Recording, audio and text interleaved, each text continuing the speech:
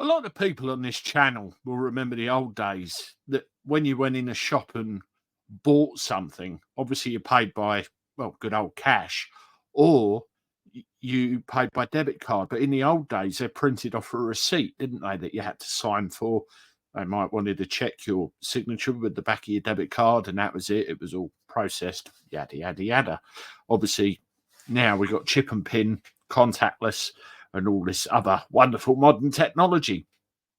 Well, back in the day, I was living in a little one-bedroom flat with my girlfriend at the time. We had a joint bank account. She needed a new debit card for our joint bank account, which never arrived.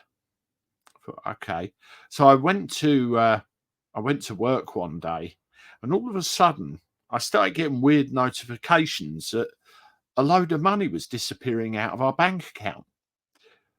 It was only little transactions, but there were a lot of them. So obviously added up to a great deal. And in the end, I think it was something like £1,000 had disappeared from my bank account. But what the hell's going on? What had actually happened, my girlfriend's debit card had been intercepted by somebody else that lived in the block of flats that we did. Never ever found out who it was. They opened it up, signed the back of it, and then went on a spending spree. They started off at the petrol station round the corner and then went off up to London, Oxford Street, Regent Street, you name it. They had a right old spend up. I managed to get back every single penny. I phoned the bank, explained what happened. Everything was refunded. They could see exactly what was going on. Tell a lie, there was about £5 that they wouldn't refund. They said that it was a chipped transaction. I said, what do you mean chipped transaction? They said, well, the card was present. I said, well, of course the card was present. The bloody thing's been nicked. I was like nowhere near where the card was, and I could prove it. And eventually, of course, they did refund the money. Quite scary watching the contents of your bank account get emptied. And of course, for chip and pin and everything else, they try and claim that it's very secure and everything else. Well, in fact, it isn't. It still goes on.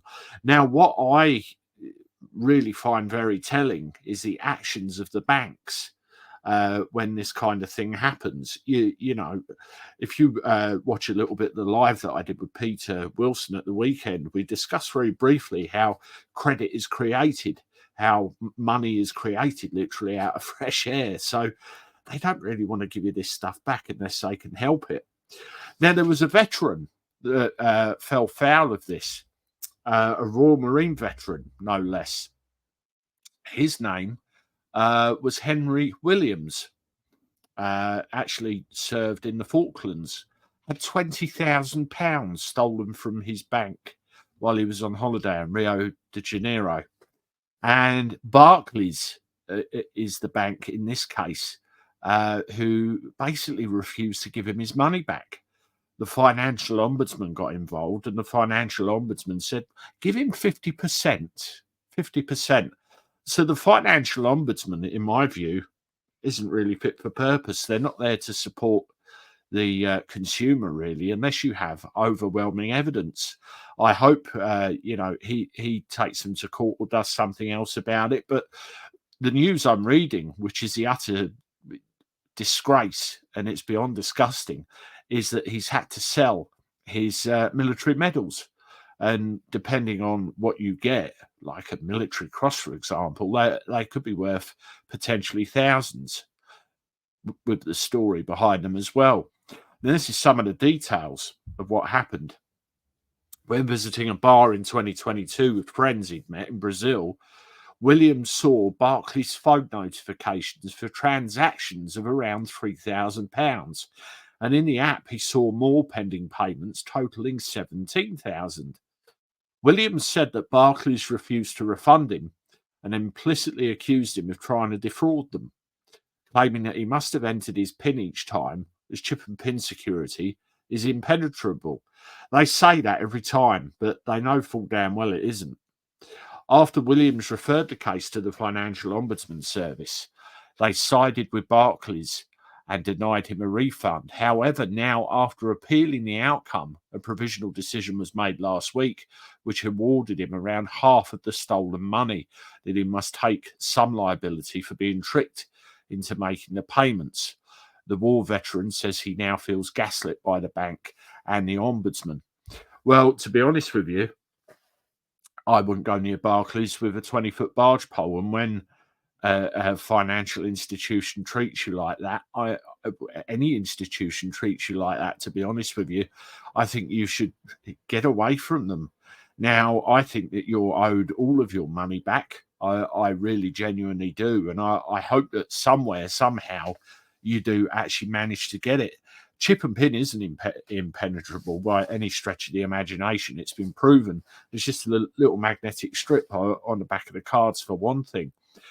And one of the vulnerabilities in the system as well, you have to think about, is when we had the problem we had that started 4 years ago, they increased the amount of contactless payment we could have to £100.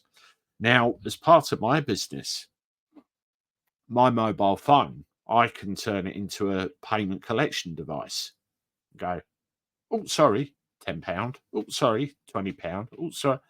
You know, with the technology that's available today, it's ever so easy to brush past somebody and take a payment or any other, mitigating factor. It's not as clear cut and dry as it's impenetrable. Don't work like that, I'm afraid. And I hope he does get a resolution to this situation. Let me know what you think in the comments. Has this ever happened to you by any chance? And perhaps we can have a readout depending on the comments we get. Thank you. Hit the like button, share my stuff, subscribe to the channel, and here's another video popped up for you. I look forward to talking to you again soon. Toodaloo.